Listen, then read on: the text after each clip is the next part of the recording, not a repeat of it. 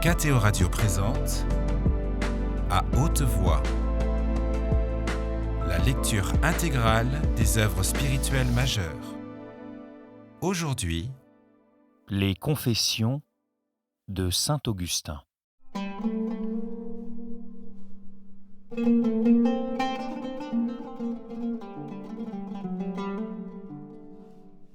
Chapitre 12. Douleur filiale. Je lui fermais les yeux. Les flots d'une tristesse immense me gonflaient le cœur, tout prêts à déborder en larmes, mais en même temps mes yeux, dociles à l'énergique pouvoir de ma volonté, en tarissaient la source jusqu'à la dessécher. Que cette lutte était douloureuse. À l'instant où elle rendit le dernier soupir, le jeune Adéodatus éclata en sanglots, mais nous l'en reprîmes tous et il se tut. C'était aussi en moi une émotion d'enfant qui demandait à se répandre en larmes et que cette voix juvénile, voix du cœur, refoulait et faisait taire. Car nous ne croyons pas convenable de célébrer un tel deuil par des plaintes, des larmes et des gémissements, pour la raison que ce sont les moyens habituels qui servent à déplorer le destin affreux de ceux qui meurent et leur prétendu anéantissement. La mort de ma mère n'avait rien d'affreux et elle ne mourrait pas tout entière. Nous en avions pour garant la pureté de sa vie, une foi sincère et des raisons certaines. Qu'est-ce donc qui me faisait si amèrement souffrir au-dedans de moi ? Évidemment, la blessure toute fraîche qui me venait de la brusque rupture de notre très douce et très chère habitude de vie commune. Je me félicitais certes du témoignage qu'elle m'avait rendu dans sa dernière maladie, lorsque, répondant par des caresses à mes soins empressés, elle me nommait son bon fils et rappelait avec la plus grande tendresse que jamais elle n'avait entendu sortir contre elle de ma bouche un mot dur ou injurieux. Et pourtant, ô mon Dieu, notre Créateur, qu'avait de comparable le respect que je lui avais montré avec son dévouement d'esclave pour moi. C'était donc d'être privé d'une si grande consolation qui me blessait l'âme, et ma vie, qui n'avait fait qu'une avec la sienne, en était comme déchirée. Quand on eut arrêté les larmes de l'enfant, Évodius prit le psautier et se mit à chanter un psaume. Toute la maison lui répondait. « Je chanterai, Seigneur, votre miséricorde et votre justice. » À la nouvelle de ce qui se passait, beaucoup de nos frères et de pieuses femmes accoururent. Pendant que ceux dont c'était la fonction s'occupaient conformément à l'usage des funérailles, je me retirais là où les convenances me le permettaient, avec les amis qui se faisaient un devoir de ne pas me laisser seul. Je leur disais ce qui convenait à la circonstance, calmant par ce baume de vérité un supplice que vous connaissiez, mais qu'ils ignoraient, eux. Ils m'écoutaient avec attention et me croyaient sans chagrin. Mais moi, à votre oreille, là où aucun d'eux ne pouvait m'entendre, je reprochais sa faiblesse à mon cœur. Je contenais le flot de ma tristesse. Il s'arrêtait un instant, puis de nouveau il était emporté par son élan, sans aller néanmoins jusqu'à l'effusion des larmes, ni à l'altération du visage. Je savais bien, moi, ce que je refoulais dans mon cœur, et comme il m'était fort pénible de me voir à ce point sujet aux disgrâces humaines, qui sont les effets nécessaires de l'ordre des choses et de notre condition, ma douleur elle-même m'endolorissait d'une autre douleur, et j'étais miné par une double tristesse. Puis eurent lieu les obsèques. J'y allais et en revins sans verser de larmes. Pas même au moment des prières que nous vous adressâmes, pendant qu'était offert le sacrifice de notre rachat à l'intention de la morte, dont le cadavre était placé près de sa tombe avant l'inhumation, selon l'usage de là-bas, non, pas même alors je ne pleurais. Mais toute la journée, je portais dans le secret de mon cœur une pesante tristesse, et dans mon désarroi, je vous suppliais de toutes mes forces de guérir ma peine. Mais vous ne m'exauciez pas. Sans doute pour fixer dans mon souvenir, ne fût-ce que par cette seule leçon, combien sont puissants les liens de l'habitude, même sur un cœur qui déjà se repaît de la parole qui ne ment pas. Je décidai alors d'aller au bain. Ayant entendu dire que ce terme de bain venait du grec balaneion, car le bain chasse l'inquiétude de l'âme. Mais je le confesse à votre miséricorde, Père des orphelins, j'allais au bain et j'en sortis tel que j'y étais entré. Mon cœur n'avait pas sué l'amertume de mon chagrin. Puis, je m'endormis.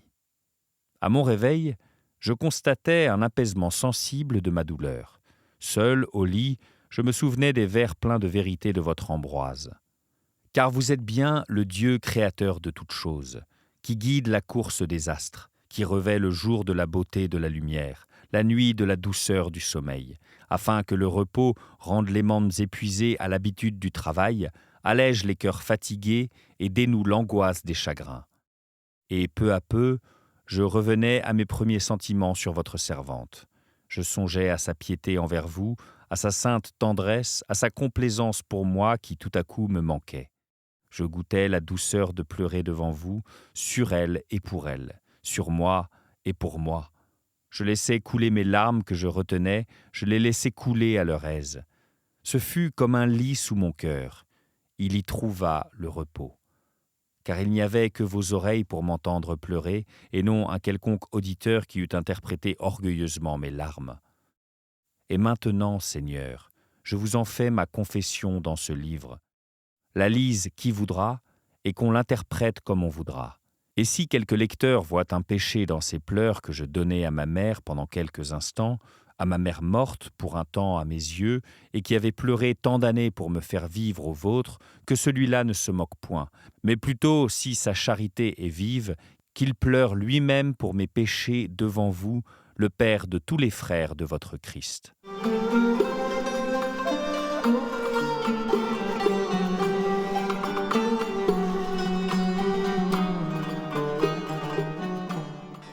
Chapitre 13. Prière pour Monique.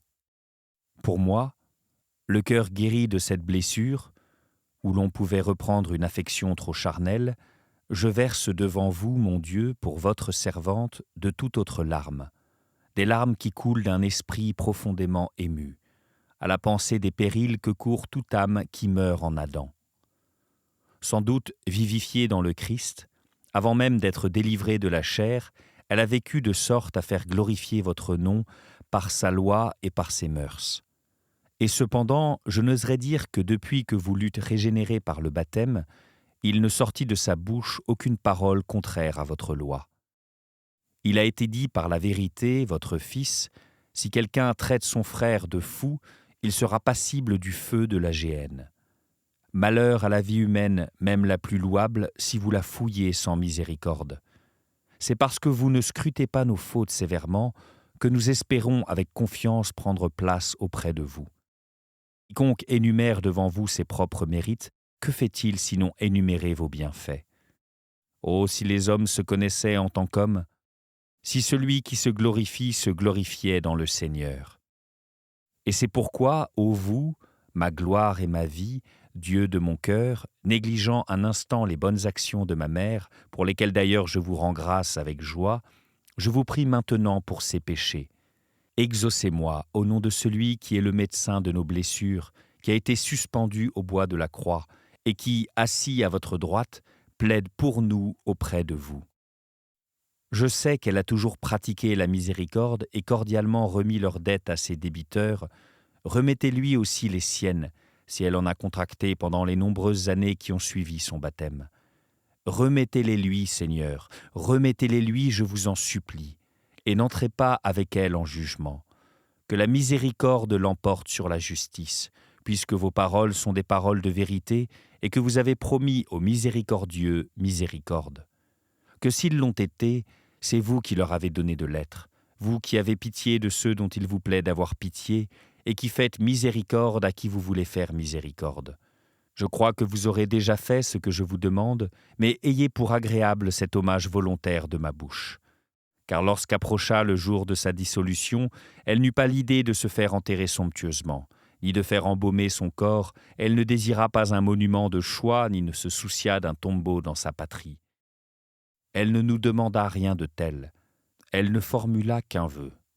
C'est qu'on se souvint d'elle à l'autel, où elle n'avait pas interrompu un seul jour ses services, sachant que là se dispense la sainte victime, par qui a été effacé l'arrêt de notre condamnation, par qui nous avons triomphé de l'ennemi qui suppute nos fautes, cherche des griefs contre nous et ne trouve rien chez l'auteur de notre victoire. Qui lui rendra son sang innocent? Qui lui restituera le prix dont il a payé notre rachat, pour nous soustraire aux démons? C'est à ce mystère de la rédemption que votre servante a lié son âme par le lien de la foi. Que nul ne l'arrache à notre protection. Qu'entre elle et vous, ni par force ni par ruse, ne s'interposent le lion et le dragon. Elle ne répondra pas qu'elle ne doit rien, de peur d'être convaincue par le perfide accusateur et de lui échoir en partage, mais elle répondra que ses dettes lui ont été remises par celui à qui personne ne rendra ce qu'il a payé pour nous, sans rien nous devoir. Qu'elle repose donc en paix, avec son mari, avant qui et après qui elle n'a point connu de noces, qu'elle a servi avec une patience dont elle vous offrait le fruit, afin de le gagner à vous lui aussi.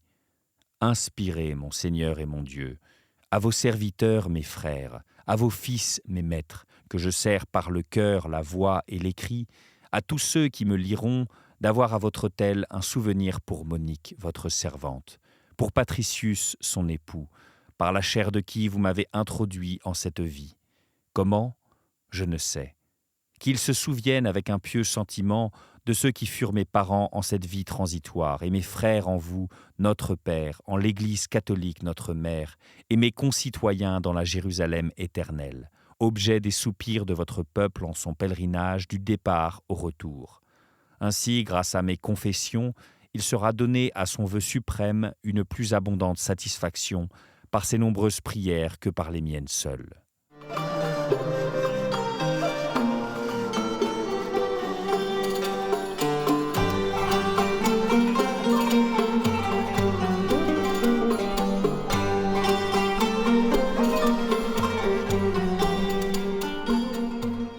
Livre 10e. Chapitre 1er. Connaître Dieu, lui ouvrir son cœur ainsi qu'aux hommes, tel est son double propos. Que je vous connaisse, ô vous qui me connaissez, que je vous connaisse comme je suis connu de vous.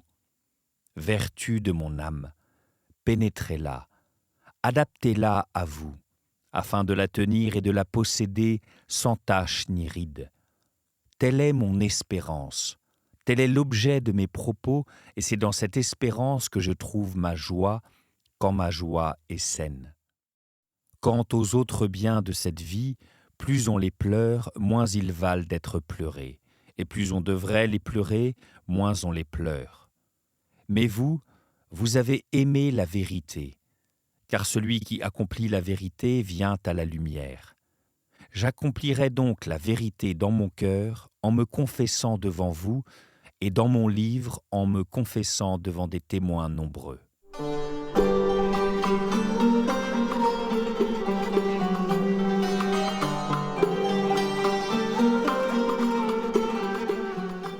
Chapitre 2. Ce que c'est que se confesser à Dieu. Au reste pour vous, Seigneur, dont les yeux dénudent l'abîme de la conscience humaine, qu'y aurait-il de caché en moi, lors même que je ne voudrais pas vous le confesser ? C'est vous que je cacherai à moi-même, et non pas moi à vous.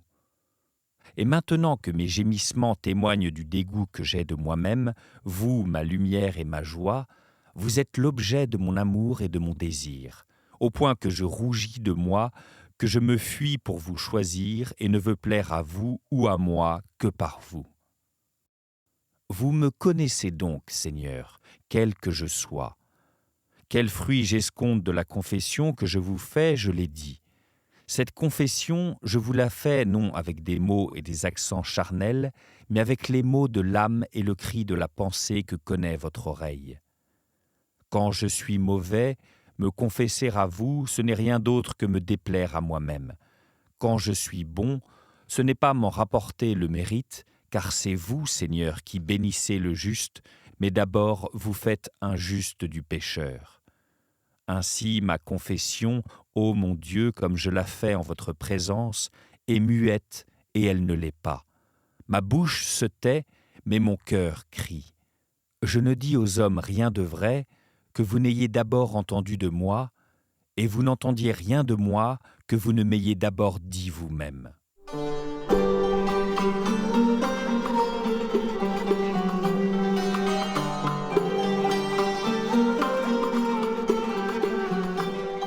Chapitre 3. Pourquoi se confesser aussi aux hommes ? Mais que me font les hommes ? Pourquoi leur faire entendre mes confessions, comme si c'était eux qui devaient guérir toutes mes langueurs ? race curieuse de la vie d'autrui, mais nonchalante à amender la sienne. Qu'ont-ils besoin de chercher à connaître qui je suis, eux qui ne veulent pas connaître par vous qui ils sont?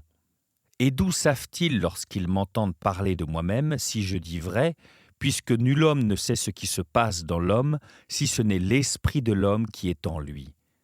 Si, au contraire, ils vous entendent parler d'eux-mêmes, ils ne pourront dire « le Seigneur ment ». Vous entendre parler de soi-même, n'est-ce pas se connaître soi-même? Qui, se connaissant, peut dire sans mentir « cela est faux ».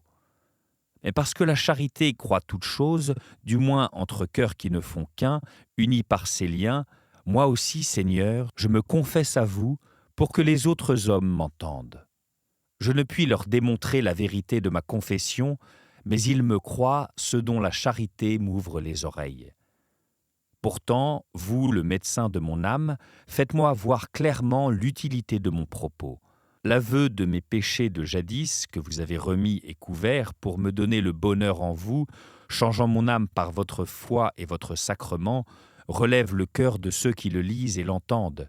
Il les sauve du sommeil du désespoir, du « je ne peux pas ». Il les éveille à l'amour de votre miséricorde, à la douceur de votre grâce, par quoi le faible devient fort et prend conscience de sa faiblesse. Et quant aux justes, il leur est agréable d'entendre raconter les péchés passés de ceux qui en sont libérés, et ce qui leur est agréable, ce n'est pas que ce soit des péchés, mais qu'ayant été, ils ne soient plus. Mais quel profit, Seigneur, à qui chaque jour s'ouvre ma conscience, plus confiante dans votre miséricorde que dans son innocence. Quel profit y a-t-il, je vous le demande, à ce que je confesse encore aux hommes, devant vous, par cet ouvrage, non plus ce que je fus, mais ce que je suis? La confession du passé, j'en connais et j'en viens d'indiquer l'intérêt. Mais ce que je suis dans le temps même où je rédige ces confessions, bien des gens désirent le savoir. Les uns me connaissent, les autres pas. Ils m'ont entendu ou ils ont entendu parler de moi, mais ils n'ont pas l'oreille contre mon cœur, là où je suis, ce que vraiment je suis. Ils veulent donc m'entendre confesser ce que je suis intérieurement. Là où ils ne peuvent appliquer ni l'œil, ni l'oreille, ni l'esprit, c'est avec l'intention de me croire qu'ils veulent m'écouter. Autrement, pourraient-ils me connaître? La charité qui leur donne la bonté leur dit que je ne mens pas dans mes aveux sur moi-même. Oui, c'est elle en eux qui les fait croire en moi.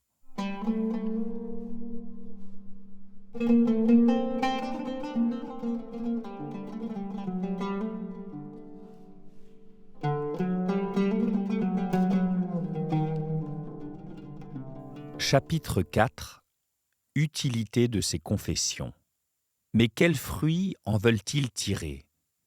Veulent-ils vous remercier avec moi, quand ils apprendront combien je me suis rapproché de vous par votre grâce, et prier pour moi, quand ils sauront combien m'alentit encore le poids de mes péchés? À cela je me découvrirai, car ce n'est pas d'un mince intérêt, Seigneur mon Dieu, que grâce vous soit rendue par beaucoup à mon sujet, et que beaucoup vous supplient pour moi. Puisse le cœur de mes frères aimer en moi ce que vous enseignez à aimer, et déplorer en moi ce que vous apprenez à déplorer. Mais ces sentiments, je ne les souhaite que chez une âme fraternelle, non chez une âme étrangère, pas davantage chez ces fils de l'étranger dont la bouche profère des paroles vaines et dont la droite est une droite d'iniquité.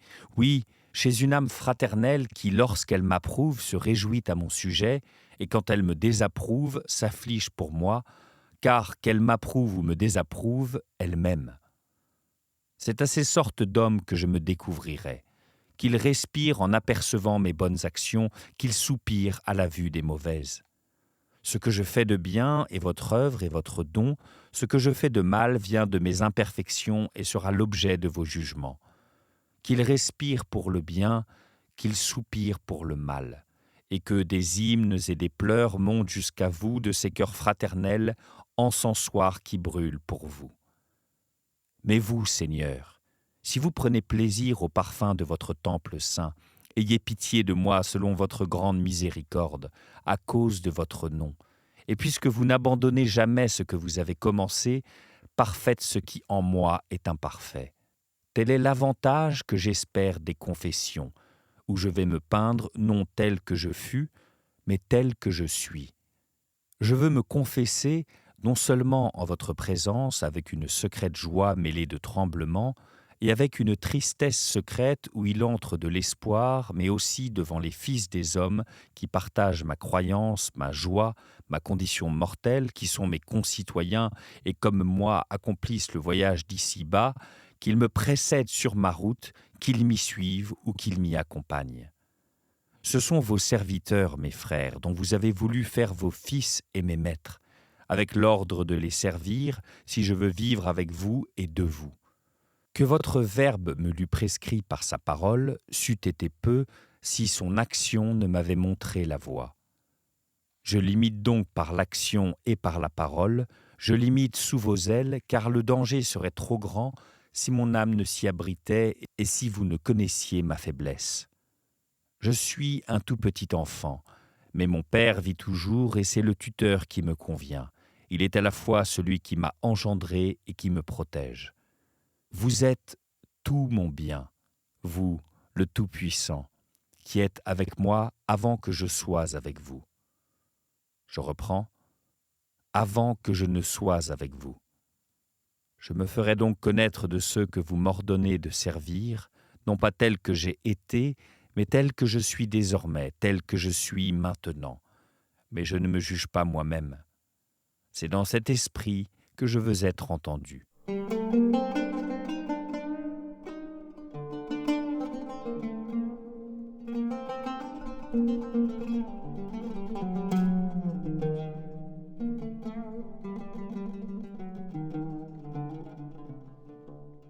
Chapitre 5. Augustin attend de Dieu la lumière qui l'éclairera sur lui-même. C'est vous, Seigneur, qui me jugez. Nul homme ne sait ce qui est dans l'homme, sinon l'esprit de l'homme qui est en lui. Il y a cependant dans l'homme des choses que l'esprit même de l'homme qui est en lui ne sait pas. Mais vous, Seigneur, qui l'avez créé, vous savez tout de lui. Et moi encore que devant vous je me méprise et me regarde comme cendre et poussière, je sais de vous quelque chose que j'ignore de moi-même. Nous voyons pour l'instant dans un miroir une énigme, et non pas encore face à face. C'est pourquoi, tant que je poursuis loin de vous mon voyage terrestre, vous ne m'êtes pas aussi présent que je le suis à moi-même.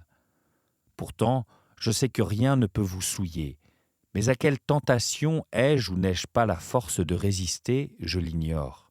Mon espoir, c'est que vous êtes fidèles, que vous ne souffrez pas que nous soyons tentés au-delà de nos forces, qu'avec la tentation, vous nous donnez aussi le moyen d'en sortir pour que nous puissions la soutenir. Je confesserai donc ce que je sais de moi. Je confesserai donc ce que je sais de moi. Je confesserai aussi ce qu'en j'ignore, puisque ce que je sais de moi, je ne le sais que par votre lumière, et ce que j'en ignore, je l'ignore jusqu'à ce que mes ténèbres se changent en plein midi devant votre face.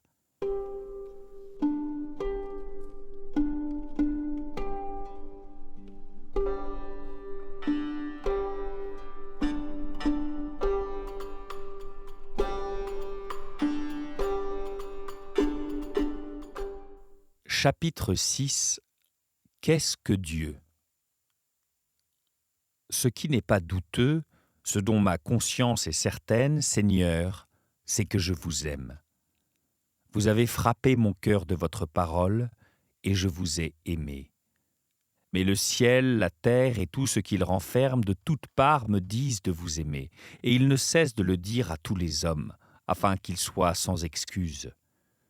Vous aurez plus profondément pitié de celui dont vous avez déjà eu pitié, et vous témoignerez votre miséricorde à celui pour qui vous serez montré miséricordieux. Autrement, le ciel et la terre ne raconteraient vos louanges qu'à des sourds. Mais qu'est-ce que j'aime en vous aimant ? Ce n'est pas la beauté des corps, ni leur éclat qui passe, ni la clarté du jour qu'aiment tant ces pauvres yeux, ni les douces mélodies des cantilènes variées, ni l'odeur suave des fleurs, des parfums et des aromates, ni la manne, ni le miel, ni les membres, délices des enlacements de la chair. Non, ce n'est pas cela que j'aime quand j'aime mon Dieu.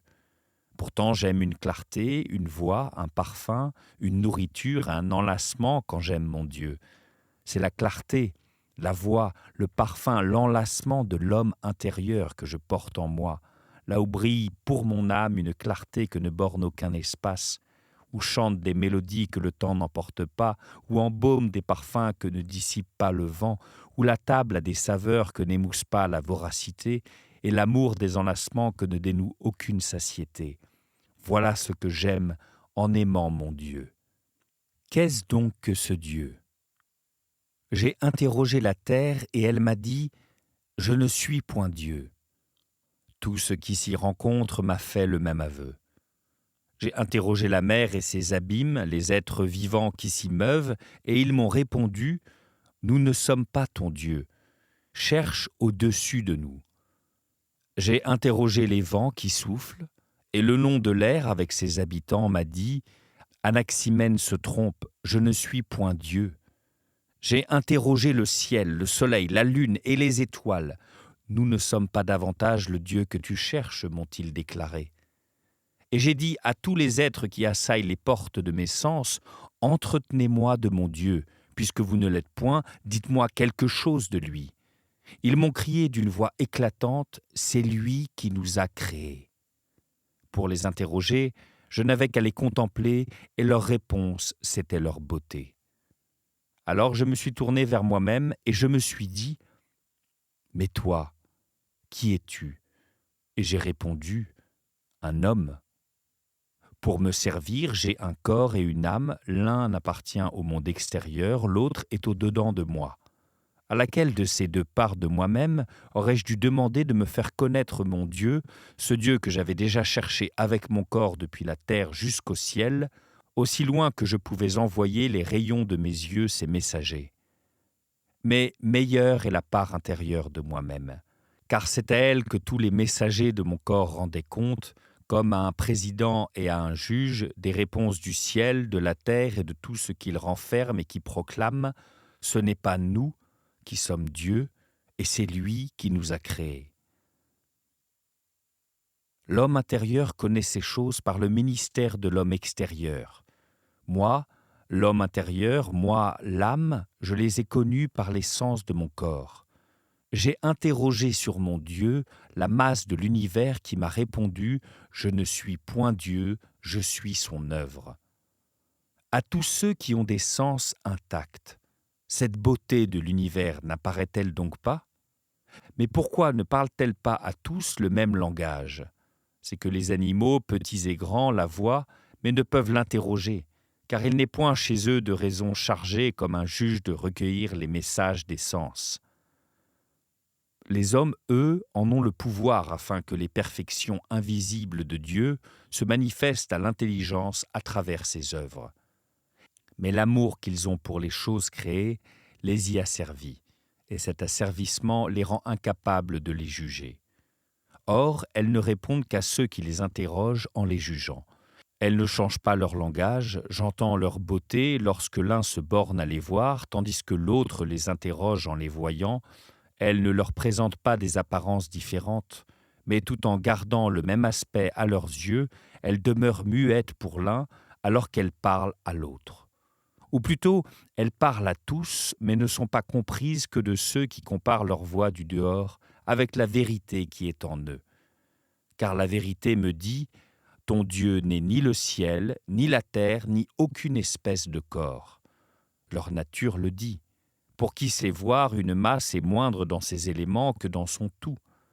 Déjà tu es meilleur, ô mon âme, je te le dis, puisque tu animes la masse du corps où tu es uni en lui communiquant la vie qu'aucun corps ne peut donner à un autre corps. Mais ton Dieu est pour toi aussi la vie de ta vie. C'était À haute voix, une émission de KTO Radio. Aujourd'hui, les confessions de saint Augustin. Lecture, Fitzgerald Berton. Captation et réalisation, Gustave Schlicht et Thibaut Dagalier. Une émission disponible en podcast sur ktoradio.com ou sur l'application KTO Radio.